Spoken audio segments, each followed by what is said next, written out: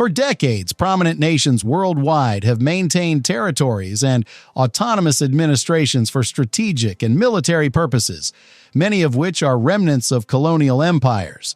Nowadays, some of these administrative territories have been revitalized into tourist hubs and retirement retreats due to their natural beauty, sunny beaches, and tax leniency. Countries that maintain the most amount of overseas territories are the United Kingdom, France, the United States, the Netherlands, and Denmark. These territory-holding nations are accountable for their economic prospects, defense, and foreign affairs. But be aware, most of these localities have their own local governments and legislatures. Therefore, certain of these territories have independent immigration policies, while others function by the same as their metropole nations. In this video, we have showcased some of the best overseas territories for long-term living as a retiree, passive earner, or a remote worker. The terrain, the climate, the culture, the atmosphere, and visa policies of all of the listed territories varies from one another.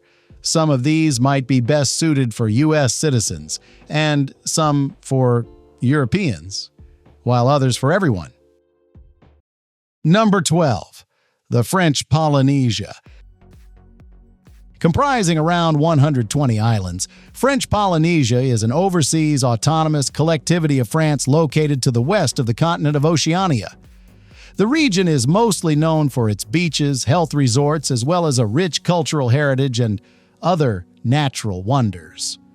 But only 75 of its 120 islands are inhabitable, while Bora Bora and Tahiti are the most famous ones. To reside long-term in French Polynesia, non-EU citizens must apply for a long-stay visa, aptly known as the VLS Visiteur Visa, at a French consulate or embassy in their home country before arrival. Requirements typically include proof of monthly income amounting to at least $1,500 per person. Besides the income requirements, applicants' health insurance and proof of accommodation is also mandatory. Living expenses in the French Polynesia are notoriously high. This is mainly due to its sheer remoteness and hefty value-added tax on imported goods. Tahiti is the most populated and most infrastructurally developed island and is the main point of interest for internationals. It hosts an international airport, great hospitals, and all the basic services and needs for a comfortable lifestyle. Besides Tahiti, French Polynesia is about as remote as it gets, with its population being very sparse and far-flung. Number 11. Curaçao. An autonomous country within the Kingdom of the Netherlands, Curaçao is situated just under 40 miles off the Venezuelan coast in the Caribbean Sea. It has a population of approximately 150,000 people and is the largest and most populous of the ABC islands, namely Aruba, Bonaire, and Curaçao. It enjoys one of the highest standards of living in the Caribbean and has an excellent infrastructure that is among the best in the Caribbean. With its location in the tropics, Curaçao has a hot, sunny climate all year round. Plus, it is in a hurricane-free zone, and there has not been a hurricane in over 150 years. Flights into and out of Curaçao International Airport are frequent, with daily and direct flights from Miami, Florida, and New York. When it comes to expenses, some newcomers call Curaçao crazy expensive at first, but smart shopping reduces the cost of living. Buy local fish and produce, cook at home on weekdays, and save restaurants for weekends. Dutch and U.S. nationals can stay in this territory for up to 6 months without a visa. But if you are after residency, there is an investor permit in place which requires a minimum investment of $280,000 US in business or real estate. For a change of scenery and atmosphere, residency holders of Curaçao can easily fly to neighboring ABC islands of Aruba and Bonaire for a day trip. Number 10. Bermuda. Bermuda is a self-governing British overseas territory in the North Atlantic, located roughly 650 miles east of North Carolina. Despite its small size, it attracts top global elites and talent. Its workforce is diverse, professional salaries are competitive, and the standard of living is among the highest in the world. But all of this comes with a higher price tag, as it is undoubtedly one of the most expensive places to live, primarily due to imports and limited land availability. To put into numbers, rent for a two-bedroom apartment in its capital, Hamilton, is around $1,800. Services and internet can cost around $1,000, and groceries can easily rack up $1,500. So, collectively as a whole, a monthly budget of around $6,000 is mandatory to lead a comfortable lifestyle. But then again, if you secure a job here, salaries, especially in its finance and legal sectors, are some of the highest in the world. When it comes to visas, there are plenty of options. There are property investment options for high net worth individuals and routes for passive earners as well. For remote workers and retirees, the territory grants annual permissions for residents. To avail, this applicant must demonstrate valid health insurance and submit proof of sufficient income to support themselves without working locally. Number 9. American Samoa. Located in Oceania, about halfway between Hawaii and New Zealand, American Samoa is an unincorporated territory of the United States. Its population is relatively small and has been decreasing in recent years, so relocating to this island is fairly isolating. Over 85% of the population is indigenous, while the rest are from the States. If you are a U.S. citizen, you can live and work in American Samoa just like you would elsewhere in the U.S. Though an approval from the Attorney General of American Samoa is mandatory for those who want to reside permanently. Additionally, non-Samoans cannot own land or buy property outright. Apart from that, there is no specific hurdle for U.S. citizens opting to relocate, spend time, and even retire permanently in American Samoa. As for non-U.S. citizens, it is not a viable option to move to this territory. Despite its sheer remoteness, it is easily accessible with daily flights from Hawaii and California. On the downside, its technical and infrastructural standards are not on par with what most are used to in the Western world. Number 8. Réunion Island. Réunion is a French department situated in the Indian Ocean just 100 miles southwest of Mauritius. The island benefits from infrastructure identical to that of Northern Europe. That, too, in an exceptional living environment, surrounded by sea, mountains, volcanic landscapes, and tropical forests. Long-term residency policies on this island are similar to mainland France. The cost of living, though, is almost 20% higher than France, with services and groceries taking a large portion of your monthly spending.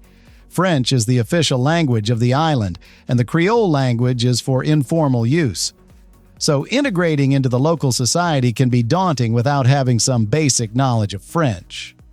The island hosts close ties to neighboring Mauritius. Many people even hop on flight for a day trip or weekend retreat there. Number 7. Saint Martin. Located in the northeastern Caribbean, the island of Saint Martin is split into two territories and uniquely governed by France and the Netherlands. Despite its small size, Saint Martin is a true cultural melting pot. Its ancestries reflect over 100 nations and half a dozen languages. English, Dutch, French, Spanish, Creole, and Papiamento can be heard in its towns. Both the French and Dutch sides are well developed and equipped with modern-day amenities. In terms of connectivity, it hosts daily flights from North America and Europe, as well as reliable ferry links to rest of the Leeward Islands. In the Dutch side of the island, internationals can receive residency by investing around $260,000 in real estate, while for the French side, the VLS visitor visa is the viable option. Once granted, these permits are renewable and eventually can lead to permanent residency.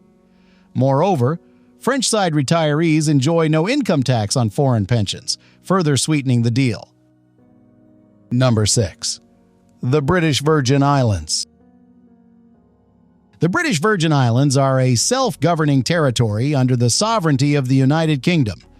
Located in the Caribbean, The territory is made up of around 50 islands with a rough population of 45,000.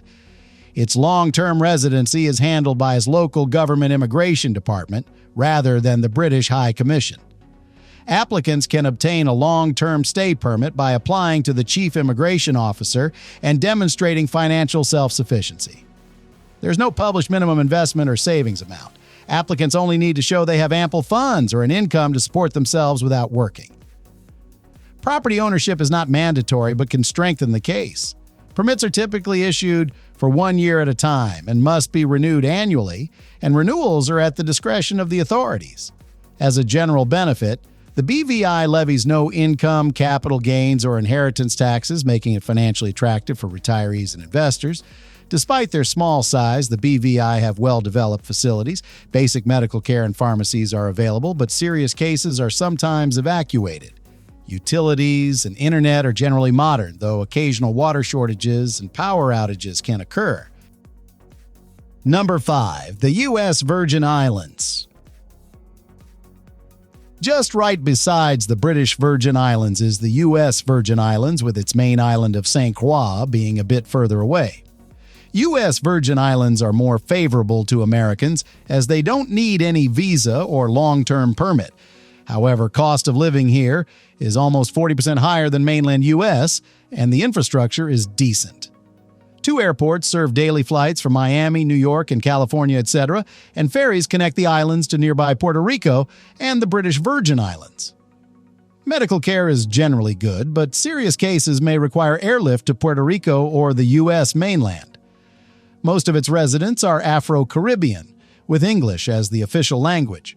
A local English Creole and Spanish are also spoken. There is no special long-stay visa for non-Americans. Therefore, in hindsight, it is also better suited for U.S. citizens. Number 4. Martinique. An island department of France in the Caribbean, Martinique has a rough population of 360,000. The island offers lush tropical landscapes and French Caribbean culture, but the cost of living is slightly above that of mainland France. As part of France, Martinique is governed by the French state as well as an elected local assembly that enforces French and EU laws. The currency is the euro, and the island is a UNESCO Biosphere Reserve. Non-EU visitors wishing to stay longer than 90 days must apply for a French long-stay visa before arrival, typically in the visitor category or as retirees with steady income. It has 2 international airports with regular flights to Europe and America. Locally, roads connect all towns and settlements across the island. In addition to that, foreigners are allowed to buy property here and are welcomed by the local government. On the downside, it is somewhat exorbitant to live in Martinique, and in recent years, it got even more expensive. But there are still some areas where one can live or retire comfortably on a budget. Number 3. Puerto Rico. An archipelago in the Caribbean Sea with approximately 3.2 million inhabitants, Puerto Rico is the largest and most populated territory of the United States. Its natural beauty and year-round warmth make it an irresistible destination for vacationers, but besides the tourism scene, the island also attracts retirees and remote workers. U.S. citizens can relocate and work on the island without immigration formalities, while non-U.S. citizens must comply with U.S. visa rules. Although Puerto Rico is not a foreign country in legal terms, it has its own history, a rich cultural tapestry, and 2 official languages, Spanish and English. Generally, English is widely spoken in tourist centers and more affluent neighborhoods. But Spanish predominates across much of daily life. A willingness to learn or use basic Spanish will open doors and deepen your experience. Another thing to note is that groceries, fresh produce, and utilities can carry a premium, because many goods are imported and housing and service quality vary significantly between urban and rural areas. Number 2. Guadeloupe. An archipelago in the Eastern Caribbean with a population of just under 400,000, Guadeloupe is an overseas department and region of France. Its languid rhythm of the Caribbean is infused with the institutional order, infrastructure, and public services of metropolitan Europe. As a French territory, EU citizens benefit from freedom of movement and residency, while non-EU nationals must adhere to French long-stay visa requirements. Living expenses in Guadeloupe are notably high, often exceeding those in mainland France, largely due to its insular geography and dependence on imported goods. Groceries, utilities, and everyday services can feel expensive. And while housing ranges from seaside villas to modest inland homes, prime coastal real estate commands a premium. The language of daily life is overwhelmingly French, with Guadeloupean Creole adding a local cadence. English is not widely spoken outside tourism-facing settings, making linguistic adaptability more of a necessity than a luxury. Healthcare is a particular strength, operating under the French public system, which is widely regarded for its quality and accessibility. Number 1. The Cayman Islands. Made up of 3 islands, Grand Cayman, Cayman Brac, and Little Cayman, the Cayman Islands is a British overseas territory in the Caribbean. The islands enjoy political stability under UK oversight and a tax-neutral economy, making them a popular destination for finance and high-net-worth retirees alike. This tax-free structure is especially advantageous for high-net-worth individuals seeking to minimize erosion of their assets due to taxation. U.S., Canadian, and EU citizens can enter the Caymans visa-free for up to 6 months. After that period, visitors must apply for an extension or another permit. Those seeking long-term residency generally must qualify under investment or employment schemes. For example, one can obtain a certificate of permanent residence by property investment or a residency certificate for persons of independent means. Not everyone is able to attain its residency. Only those possessing a substantial net worth can gain access to its permanent residency permit. The territory's banks, private wealth advisors, and financial institutions are well equipped to provide tailored services that meet the specific needs of affluent clients. Thanks for watching. If you find this video informative, be sure to leave a like, if not then a dislike, and don't forget to subscribe for more amazing content.